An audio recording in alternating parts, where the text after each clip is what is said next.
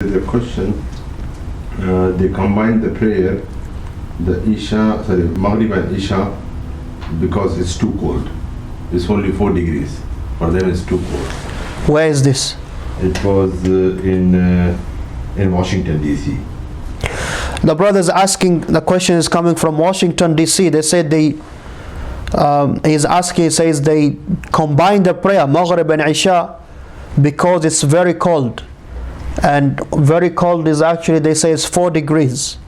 I don't think 4 degrees is very cold for Washington, D.C. Washington, D.C., they get storms just like we do up in here in Toronto. Maybe not as bad, but 4 degrees is not historical for them. You know, it's normal. It's colder there. Yeah, it's normal to have minus temperatures in winter. But everybody's different though, right? No, it doesn't depend on who's different. We're talking about the place. You're talking about the place. 4 degrees for Washington, D.C. is not temperature to join Salah. And the topic of actually joining the prayer because of cold is a whole discussion in between the scholars. Cold. We're not talking about rain, because the hadith are talking about rain. Oh, you understand? They're talking about rain. You join the Salah if there's rain. You know, cold, just bare cold, there's a lot of discussion to that. You know, and I myself, I don't have an answer even for myself. If it's too cold, I wouldn't give that decision to join Salah, because I don't know where the correct position is. You know, it's because joining Salah is a matter which affects a whole congregation. So I don't think that action is correct. If you join Salah, if you're sick, you cannot pray at both times, you're very sick, that is fine. You join Salah, you know, in the masjid because of rain. It is difficult for people to come and to go Maghrib and then to come for Isha. That is fine. But cold, Allahu A'lam. Yes? Why don't they just go inside somewhere? Huh? Why don't they just go inside somewhere?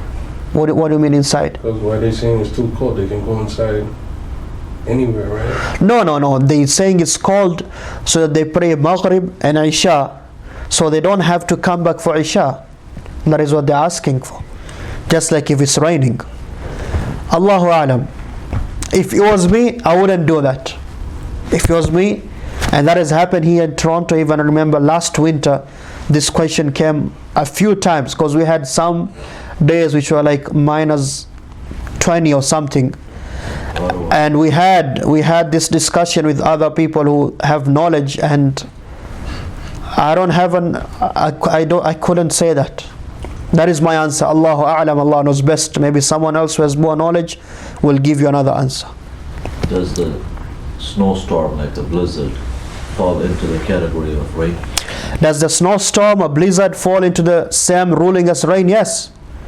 A snowstorm, blizzard, hail, it falls into the same ruling as rain. So if it's snowing a lot and it's difficult for people to come for Maghrib and then go home and then come for Isha again and go home, then once they just come for Maghrib, you pray Maghrib and you pray Isha and they go home.